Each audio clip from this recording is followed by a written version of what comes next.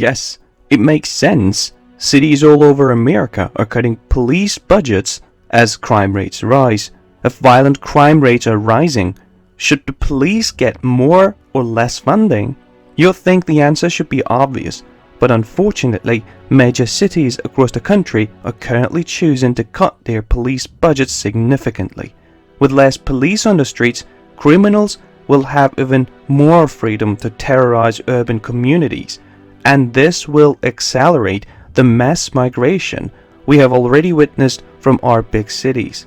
It's sad to watch our once big cities turn into crime-filled, gang-invaded war zones, and the rapid collapse of our economy will make things worse. Let me explain what I'm talking about by giving you some specific examples. In Seattle, the city council voted to cut the police budget by $69 million.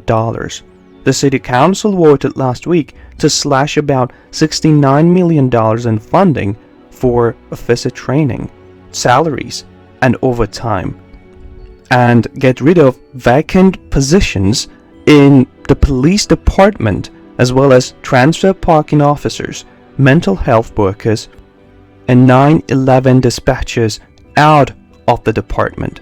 The goal is to ultimately reinvest in alternatives to police in situations such as mental health crisis. Of course, this comes at a time when crime rates are increasing in the city. In fact, there have been over 8,400 reported thefts so far this year.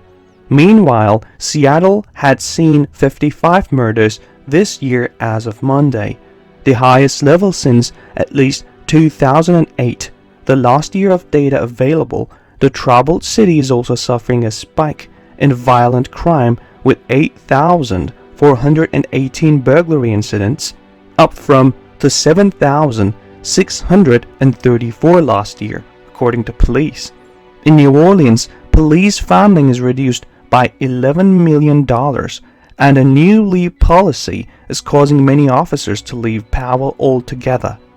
New Orleans Police Chief Sean Ferguson says as he deals with rising homicide and carjacking rates, the city's full-law policy is causing him to lose officers. The NOPD is being forced to take an $11 million budget cut in the year ahead. By the way, murders have increased by 60% this year, and car kidnappings are over 100%. He told the city council that most of those who left last week blamed city-imposed furloughs that cause officers to lose 2 days of pay each month. The furloughs come as the city deals with a 60% rise in homicides and a more than 100% jump in carjackings. In Minneapolis, politicians are still arguing about how much they want to cut from the police budget. Minneapolis Mayor Jacob Frey and Police Chief Medario Arredondo on Monday rebuffed a proposal by 3 city council members to cut the Minneapolis police budget by nearly $8 million, with Frey calling the plan irresponsible and untenable amid a year of rising violent crime and a shrinking police force. It's a mystery why they would want to get money from the police, because car kidnappings in the city increased by 537% in 2020. Within a 1-hour period Saturday morning, police reported 3 separate carjackings in southeast Minneapolis, including one where an elderly woman was struck on the head. The often brazen daytime attacks are up to 537% this month when compared with last November, said police spokesman John Elder. If car thefts increase by 537%, your city is officially out of control.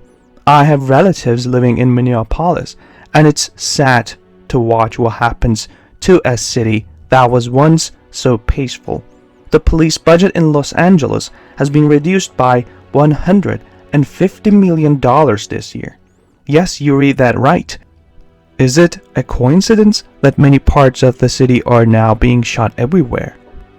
Killings are up 25% over last year, and shootings are up more than 32%, mirroring increases in violence that are driving concerns in big cities across the nation.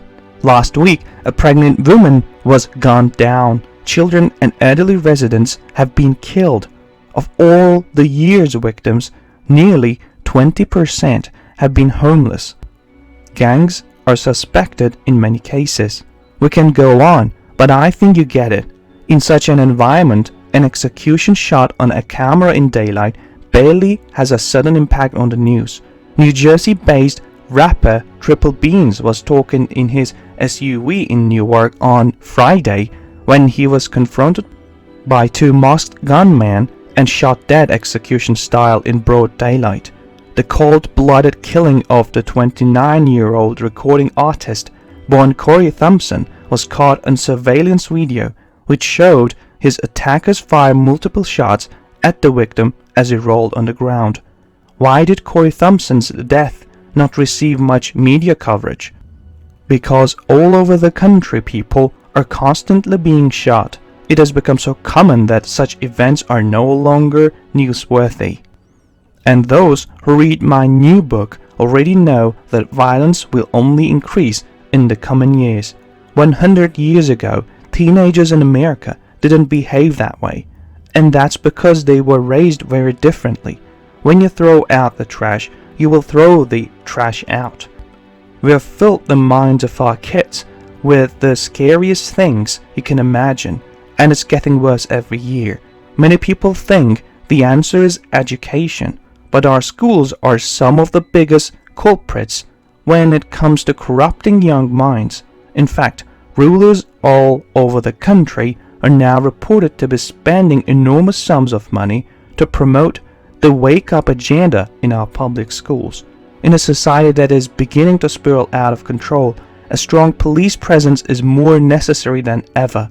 Unfortunately, those on the radical left will continue to slander the police, no matter how high crime rates are. This will have catastrophic coast-to-coast consequences, and most of our big cities will never be the same again. Most of the idea, comment, information, and criticism containing in these videos have been created by Daily News Report. Before making any important investment decision, use the information contained in these videos as a starting point for conducting your own research. If you make any investment or legal decision, it is advised to consult an expert before making this decision.